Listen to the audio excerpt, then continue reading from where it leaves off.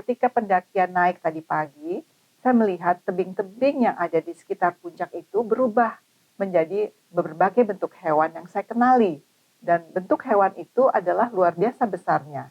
Saya merasa bahwa itu adalah salah lihat gitu.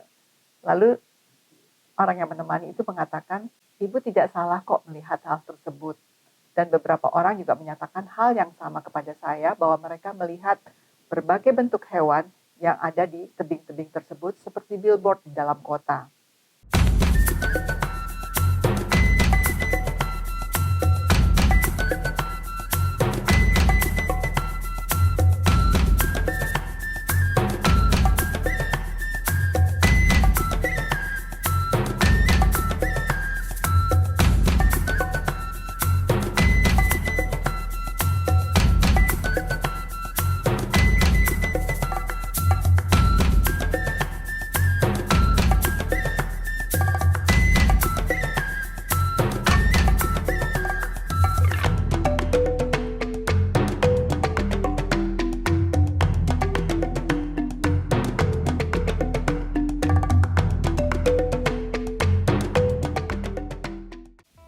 Assalamualaikum warahmatullahi wabarakatuh.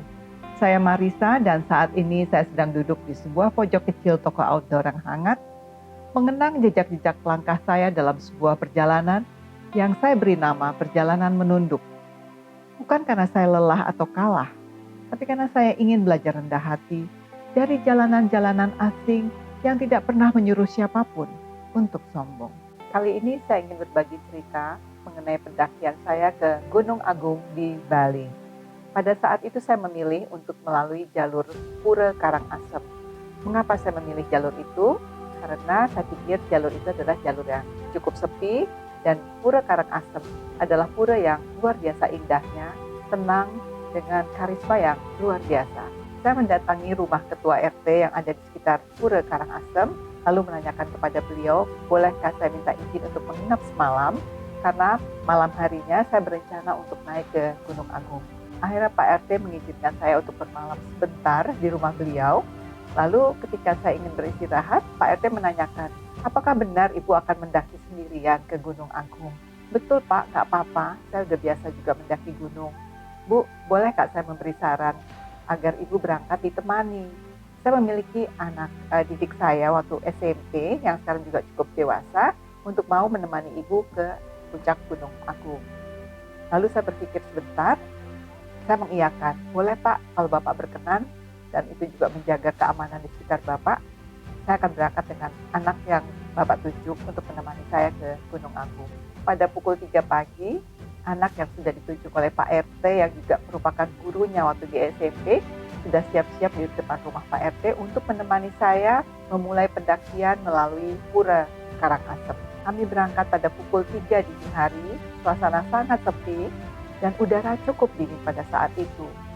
Kami mulai mendaki ratusan anak tangga yang ada di Pura Karangasem hingga sampai ke vegetasi alam yang terakhir. Menjelang vegetasi alam yang terakhir, ada 2 pohon beringin yang sangat besar yang menjadi latar belakang saya ketika langkah saya menuju ke perjalanan selanjutnya, yaitu vegetasi alam terakhir menuju Gunung Agung.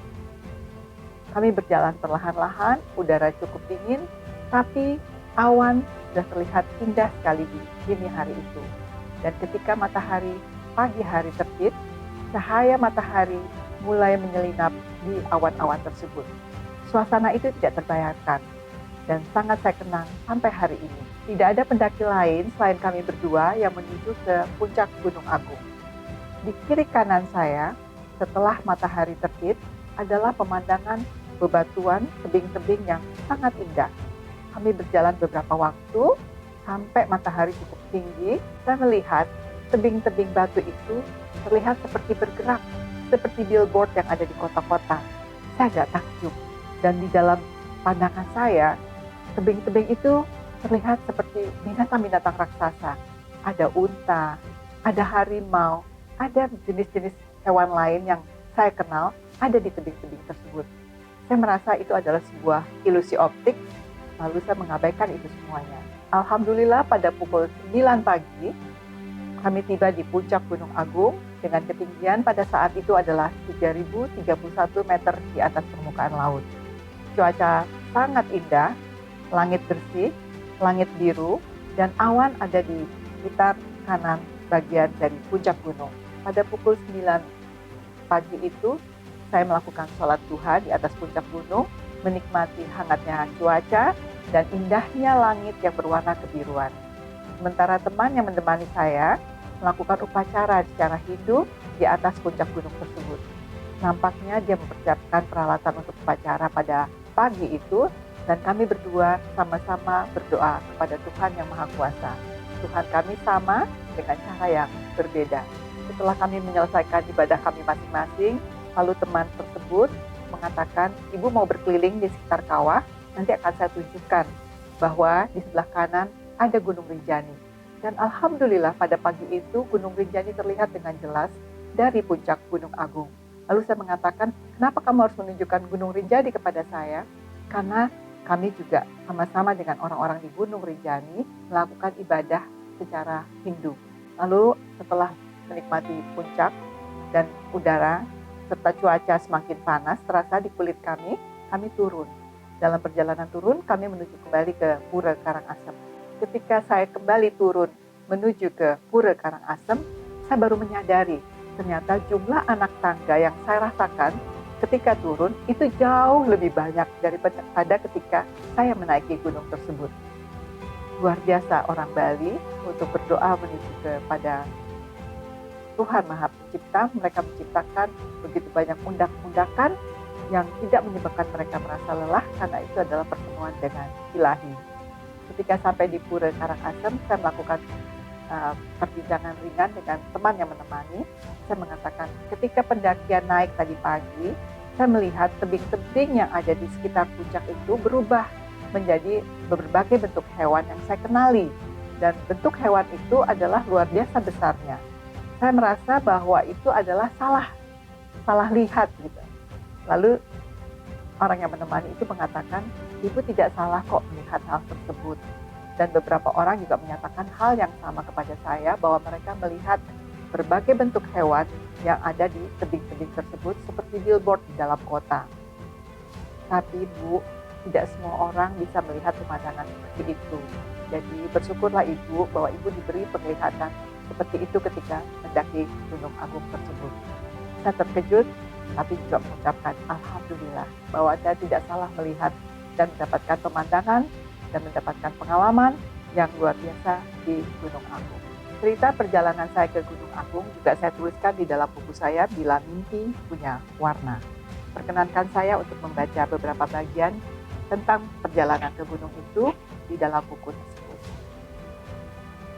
Ada larangan dan etika ketika mendaki Gunung Agung. Pendaki diwajibkan mengikuti aturan adat setempat, seperti tidak boleh berkata kasar, menghormati tempat-tempat suci, dan mengikuti panduan penduduk lokal. Gunung Agung bukan hanya sekedar gunung, tapi tempat hidup dalam kepercayaan dan tradisi masyarakat Bali. Ada pengaruh Majapahit di Gunung Agung. Gunung Agung juga menyimpan jejak sejarah Majapahit, kerajaan Hindu-Buddha terbesar di Nusantara. Setelah jatuhnya Majapahit, banyak penganut Hindu yang melarikan diri ke Bali, membawa serta budaya dan agama mereka. Gunung Agung menjadi simbol spiritual yang diwarisi dari kepercayaan yang dibawa oleh leluhur dari Jawa ke Bali, menjadikannya pusat spiritual yang menghubungkan masa lalu Majapahit dengan budaya Bali saat ini. Demikian yang saya tulis di dalam buku. Dan perlu saya menjelaskan, mungkin ada pertanyaan mengapa saya sering berjalan sendirian menuju ke gunung.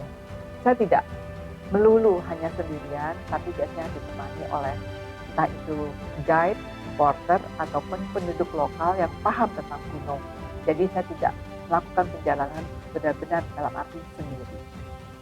Karena itu juga untuk menjaga keselamatan dan menjaga banyak hal lain yang perlu saya ketahui ketika menjelajahi gunung yang baru saya datangi. Perjalanan menunduk mengajarkan saya bahwa yang paling berharga bukanlah tempat tujuan, tapi bagaimana kita menapakinya.